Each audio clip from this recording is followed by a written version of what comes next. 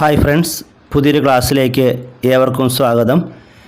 LGS 2024 എക്സാമിന് വേണ്ടി SCERT school പാഠപുസ്തകങ്ങളിൽ നിന്നും തിരഞ്ഞെടുത്ത കുറച്ച് ചോദ്യങ്ങളാണ് നമ്മൾ ഈ ക്ലാസ്സിൽ പഠിക്കാൻ പോകുന്നത്.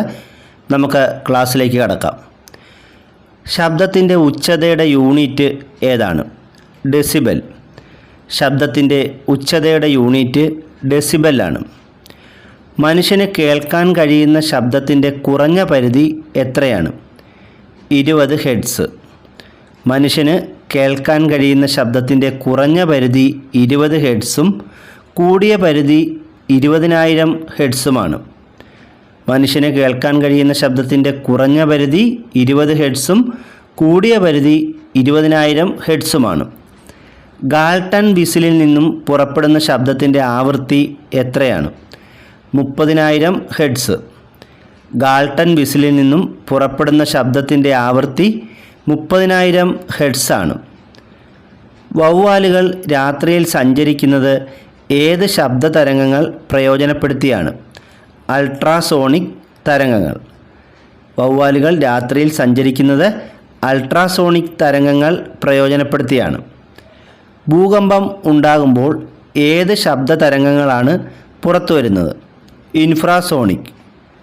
ഭൂകമ്പം ഉണ്ടാകുമ്പോൾ പുറത്തു വരുന്ന ശബ്ദ തരംഗങ്ങൾ ഇൻഫ്രാസോണിക് ശബ്ദ തരംഗങ്ങളാണ്. ആവൃത്തിയുടെ യൂണിറ്റ് എന്താണ്? ഹെർട്സ്. ആവൃത്തിയുടെ യൂണിറ്റ് ഹെർട്സ് ആണ്. സഞ്ചരിക്കാൻ മാധ്യമം ആവശ്യമില്ലാത്ത തരംഗം ഏതാണ്? റേഡിയോ തരംഗം. സഞ്ചരിക്കാൻ മാധ്യമം ആവശ്യമില്ലാത്ത തരംഗം റേഡിയോ തരംഗമാണ്. പിത്തരസം ഉൽപ്പാദിപ്പിക്കുന്ന ഗ്രന്ഥി ഏതാണ്?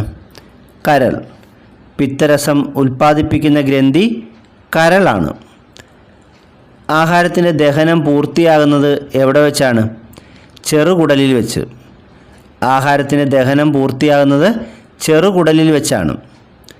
പ്രോട്ടീൻ ദഹനത്തിന് വിധേയമായി ലഭിക്കുന്ന അന്തിമോൽപ്പന്നം ഏതാണ്? Amino acid. പ്രോട്ടീൻ ദഹനത്തിന് വിധേയമായി ലഭിക്കുന്ന അന്തിമോൽപ്പന്നമാണ് അമിനോ ആസിഡ്. എന്നാൽ കൊഴുപ്പ് ദഹനത്തിന് വിധേയമായി ലഭിക്കുന്ന അന്തിമോൽപ്പന്നം ഏതൊക്കെയാണ്? ഫാറ്റി ആസിഡും ഗ്ലിസറോളും. പ്രോട്ടീൻ ദഹനത്തിന് വിധേയമായി ലഭിക്കുന്ന അന്തിമോൽപ്പന്നം അമിനോ ആസിഡാണെങ്കിൽ കൊഴുപ്പ് ദഹനത്തിന് വിധേയമായി ലഭിക്കുന്ന അന്തിമോൽപ്പന്നം ഫാറ്റി ആസിഡും ഗ്ലിസറോളുമാണ്. ഏഷ്യാറ്റിക് സൊസൈറ്റി ഓഫ് ബംഗാൾ സ്ഥാപിച്ച ആരാണ്? William Jones. Asiatic society of Bengal സ്ഥാപിച്ചത് വില്യം ജോൺസ് ആണ്. തമിഴ്നാട്ടിൽ സ്വദേശി പ്രസ്ഥാനത്തിന് നേതൃത്വം നൽകിയതാരാണ്? വി.ഒ. ചിദംബരം പിള്ള. തമിഴ്നാട്ടിൽ സ്വദേശി പ്രസ്ഥാനത്തിന് നേതൃത്വം നൽകിയത് വി.ഒ. ചിദംബരം പിള്ളയാണ്. തേഫാഗ സമരം നടന്നത് എവിടെയാണ്? ബംഗാളിൽ. തേഫാഗ സമരം നടന്നത് ബംഗാളിലാണ്. അഭിനവ് ഭാരത് സൊസൈറ്റി സ്ഥാപിച്ചതാരാണ്? വി.ഡി. സവർക്കർ. അഭിനവ് ഭാരത് സൊസൈറ്റി സ്ഥാപിച്ചത് വി.ഡി. സവർക്കറാണ്. ഫോർവേഡ് ബ്ലോക്ക് എന്ന രാഷ്ട്രീയ പാർട്ടിക്ക് രൂപം നൽകിയതാരാണ്? സുഭാഷ് ചന്ദ്രബോസ്. ഫോർവേഡ് ബ്ലോക്ക് എന്ന രാഷ്ട്രീയ പാർട്ടിക്ക് രൂപം നൽകിയത് സുഭാഷ് ചന്ദ്രബോസാണ്. അന്തരീക്ഷമർദ്ദം അളക്കാൻ ഉപയോഗിക്കുന്ന ഉപകരണം ഏതാണ്? രസബാരോമീറ്റർ. അന്തരീക്ഷമർദ്ദം അളക്കുന്ന ഉപകരണമാണ് രസബാരോമീറ്റർ. ലോക ജനസംഖ്യാ ദിനം എന്നാണ്? ജൂലൈ 11. ലോക ജനസംഖ്യാ ദിനം ജൂലൈ 11 ധരാതലീയ ഭൂപടങ്ങളിൽ കൃഷിസ്ഥലങ്ങളെ സൂചിപ്പിക്കുന്ന നിറം ഏതാണ്? മഞ്ഞ. ധരാതലീയ ഭൂപടങ്ങളിൽ കൃഷിസ്ഥലങ്ങളെ സൂചിപ്പിക്കുന്ന നിറം മഞ്ഞ നിറമാണ്. പരുത്തി കൃഷിക്ക് ഏറ്റവും അനുയോജ്യമായ മണ്ണ് ഏതാണ്? കറുത്ത മണ്ണ്. പരുത്തി കൃഷിക്ക് ഏറ്റവും അനുയോജ്യമായ മണ്ണ് കറുത്ത മണ്ണാണ്. ഉപദ്വീപീയ പീഠഭൂമിയിലെ ഏറ്റവും ഉയരം കൂടിയ കൊടുമുടി ഏതാണ്? ആനമുടി. ഉപദ്വീപീയ പീഠഭൂമിയിലെ ഏറ്റവും ഉയരം കൂടിയ കൊടുമുടി ആനമുടിയാണ്. ഇന്ത്യയിൽ ദേശീയ ഉപഭോക്തൃ ദിനമായി ആചരിക്കുന്നതെന്നാണ്? ഡിസംബർ 24. ഇന്ത്യയിൽ ദേശീയ ഉപഭോക്തൃ ദിനമായി ആചരിക്കുന്നത് ഡിസംബർ 24. തക്കാളിയിൽ അടങ്ങിയിട്ടുള്ള ആസിഡ് ഏതാണ്? Oxalic acid. തക്കാളിയിൽ അടങ്ങിയിട്ടുള്ള ആസിഡ് ഓക്സാലിക് ആസിഡാണ്. സൂര്യനിലെയും നക്ഷത്രങ്ങളിലെയും പ്രധാന ഘടകം എന്താണ്? ഹൈഡ്രജൻ. സൂര്യനിലെയും നക്ഷത്രങ്ങളിലെയും പ്രധാന ഘടകം ഹൈഡ്രജനാണ്. പകൽ സമയത്ത് സസ്യങ്ങൾ പുറത്തുവിടുന്ന വാതകം ഏതാണ്? ഓക്സിജൻ. പകൽ സമയത്ത് സസ്യങ്ങൾ പുറത്തുവിടുന്ന വാതകം ഓക്സിജനാണ്. രക്തത്തിൽ ഹീമോഗ്ലോബിൻ്റെ കുറവ് മൂലം ഉണ്ടാകുന്ന രോഗം ഏതാണ്? അനീമിയ. രക്തത്തിൽ ഹീമോഗ്ലോബിൻ്റെ കുറവ് മൂലം ഉണ്ടാകുന്ന രോഗം അനീമിയയാണ്. DDT പോലുള്ള കീടനാശിനികൾ സൃഷ്ടിക്കുന്ന പാരിസ്ഥിതിക ആരോഗ്യ പ്രശ്നങ്ങളെക്കുറിച്ച് പ്രതിപാദിക്കുന്ന നിശബ്ദ വസന്തം എന്ന പുസ്തകം രചിച്ചതാരാണ്? റേച്ചൽ കഡ്സൺ. DDT പോലുള്ള കീടനാശിനികൾ സൃഷ്ടിക്കുന്ന പാരിസ്ഥിതിക ആരോഗ്യ പ്രശ്നങ്ങളെക്കുറിച്ച് പ്രതിപാദിക്കുന്ന നിശബ്ദ വസന്തം എന്ന പുസ്തകം രചിച്ചത് റേച്ചൽ കഡ്സൺ ആണ്. അമേരിക്കയിൽ DDT നിരോധിച്ചത് ഏത് വർഷമാണ്? 1972.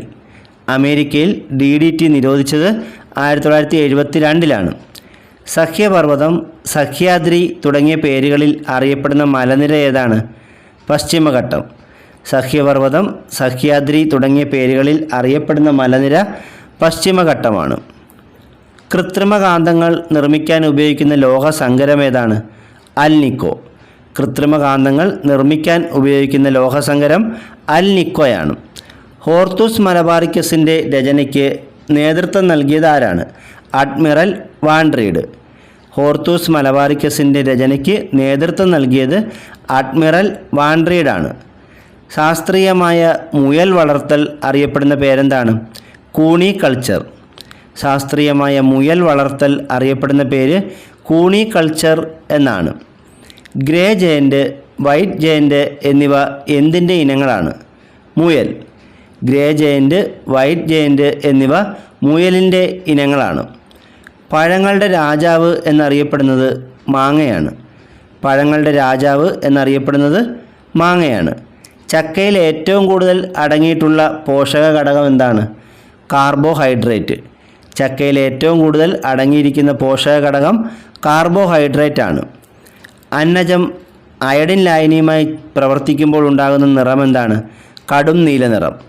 അന്നജം അയഡിൻ ലായനിയുമായി പ്രവർത്തിക്കുമ്പോൾ ഉണ്ടാകുന്ന നിറം കടും നീല നിറമാണ്.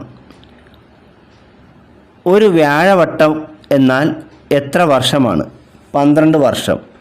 ഒരു വ്യാഴവട്ടക്കാലം എന്നൊക്കെ പറഞ്ഞാൽ 12 വർഷത്തെയാണ് ഉദ്ദേശിക്കുന്നത്. ഉപഗ്രഹങ്ങൾ ഇല്ലാത്ത ഗ്രഹങ്ങൾ ഏതെല്ലാമാണ്? ബുധനും ശുക്രനും. ഉപഗ്രഹങ്ങൾ ഇല്ലാത്ത ഗ്രഹങ്ങൾ ബുധനും ശുക്രനുമാണ്. ശാരീരിക പ്രവർത്തനങ്ങൾ നിയന്ത്രിക്കുകയും ഏകോപിപ്പിക്കുകയും ചെയ്യുന്ന കല ഏതാണ്? നാഡീകല. ശാരീരിക പ്രവർത്തനങ്ങൾ നിയന്ത്രിക്കുകയും ഏകോപിപ്പിക്കുകയും ചെയ്യുന്ന കല നാഡീകലയാണ്. ചില ഖരപദാർത്ഥങ്ങൾ ചൂടാക്കുമ്പോൾ ദ്രാവകമാകാതെ നേരിട്ട് വാതകമായി മാറുന്ന പ്രക്രിയ അറിയപ്പെടുന്ന പേരെന്താണ്? ഉത്പതനം. ചില ഖരപദാർത്ഥങ്ങൾ ചൂടാക്കുമ്പോൾ ദ്രാവകം ആകാതെ നേരിട്ട് വാതകമായി മാറുന്ന പ്രക്രിയയാണ് ഉത്പതനം. ഉത്പതന സ്വഭാവം കാണിക്കുന്ന പദാർത്ഥങ്ങൾക്ക് ഉദാഹരണങ്ങൾ എന്തൊക്കെയാണ്? പാറ്റ ഗുളിക, അയഡിൻ, കർപ്പൂരം, അമോണിയം ക്ലോറൈഡ്. ഉത്പതന സ്വഭാവം കാണിക്കുന്ന പദാർത്ഥങ്ങൾക്ക് ഉദാഹരണങ്ങൾ ഏതൊക്കെയാണ്? പാറ്റ ഗുളിക, അയഡിൻ, കർപ്പൂരം, അമോണിയം ക്ലോറൈഡ് എന്നിവയാണ്. പദാർത്ഥത്തിൻ്റെ 4ാമത്തെ അവസ്ഥ ഏതാണ്? പ്ലാസ്മ. പദാർത്ഥത്തിൻ്റെ 4ാമത്തെ അവസ്ഥയാണ് പ്ലാസ്മ. ഇന്നത്തെ ക്ലാസ് ഇവിടെ അവസാനിച്ചിരിക്കുകയാണ്. കൂടുതൽ അറിവുകളുമായി മറ്റൊരു ക്ലാസ്സിൽ വീണ്ടും കാണാം. Thank you.